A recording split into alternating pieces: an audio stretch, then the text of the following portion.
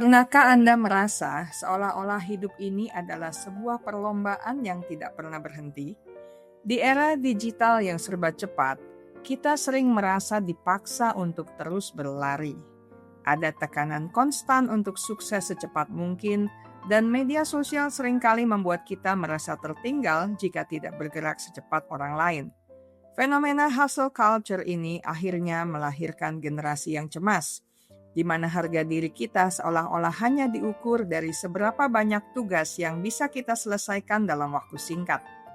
Namun di tengah kegaduhan obsesi pada kecepatan ini, masyarakat Jawa memiliki sebuah pusaka kearifan yang sangat menyejukkan batin, yaitu alon-alon waton kelakon.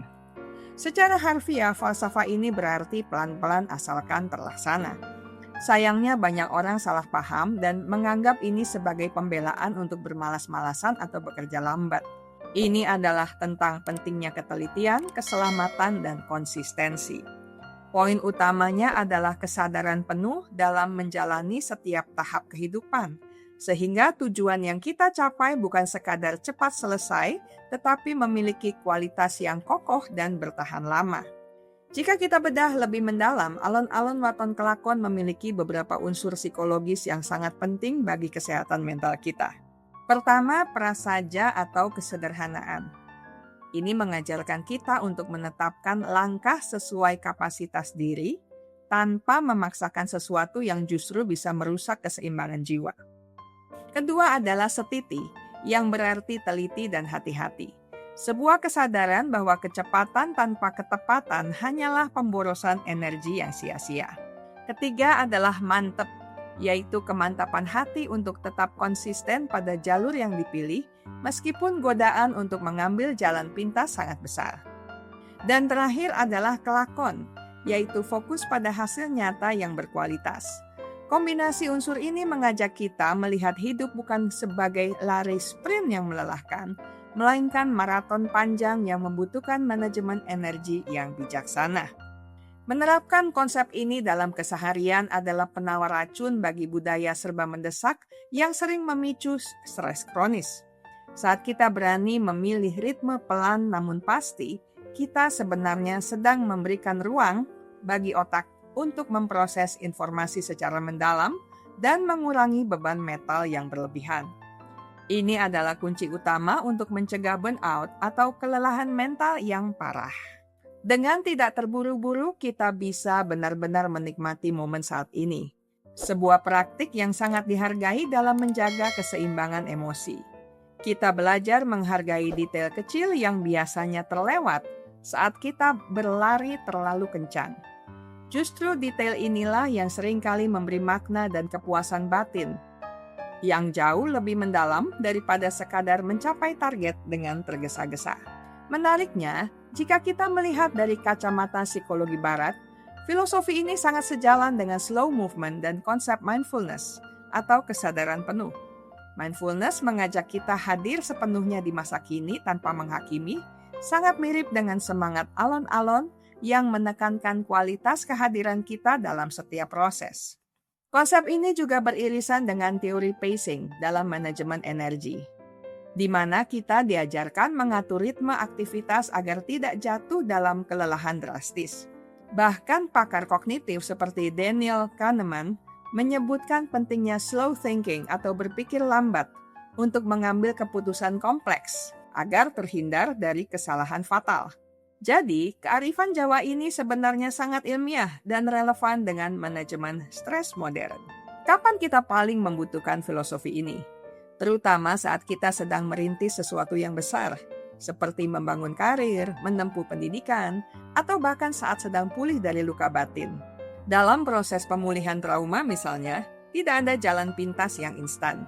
Kita tidak bisa memaksa diri untuk cepat sembuh. Setiap tahap duka dan penerimaan harus dilalui perlahan.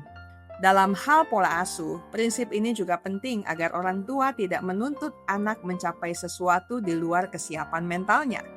Bahkan saat menghadapi krisis ekonomi atau perubahan hidup yang drastis, kemampuan melambatkan ritme untuk melihat gambaran besar adalah kunci agar kita tidak mengambil langkah gegabah karena panik.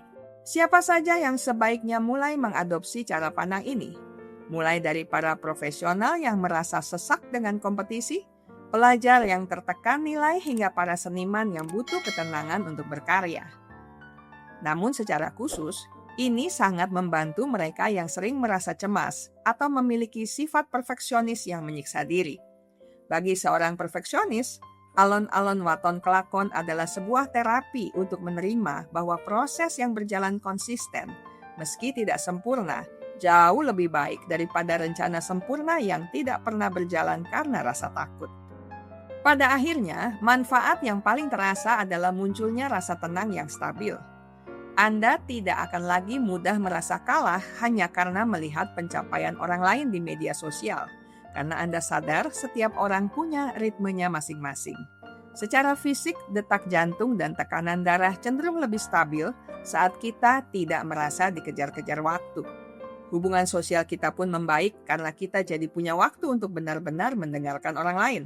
Pencapaian yang diraih lewat proses yang tenang ini pun akan terasa lebih manis, karena dibangun di atas fondasi kesadaran, bukan atas dasar kepanikan ego semata. Sebagai penutup, mari kita renungkan satu hal. Di alam semesta ini tidak ada yang terburu-buru, namun semuanya terselesaikan tepat pada waktunya. Pohon tidak tumbuh besar dalam semalam, dan musim tidak berganti hanya karena kita memintanya. Dan kita adalah bagian dari alam itu. Maka, mari hargai ritme alami jiwa kita sendiri. Jangan biarkan dunia mendikte seberapa cepat Anda harus melangkah. Jika Anda merasa lelah, tidak apa-apa untuk melambat. Ingatlah, yang paling penting bukan siapa yang sampai lebih dulu, melainkan siapa yang sampai dengan jiwa yang masih utuh dan bahagia. Jadi, berikanlah izin bagi diri Anda sendiri untuk bernafas, melangkah dengan sadar, dan merayakan setiap kemajuan sekecil apapun dalam perjalanan hidup yang indah ini. Saya selesai sampai di sini. Kita akan berjumpa lagi di minggu depan dengan video menarik lainnya. Terima kasih untuk kesetiaan Anda bersama channel Bahas Psikologi. Jika Anda merasa video ini bermanfaat, silakan like, share, dan subscribe channel ini untuk mengakses konten menarik lainnya. Ingat baik-baik, kesehatan mental Anda sangat berharga.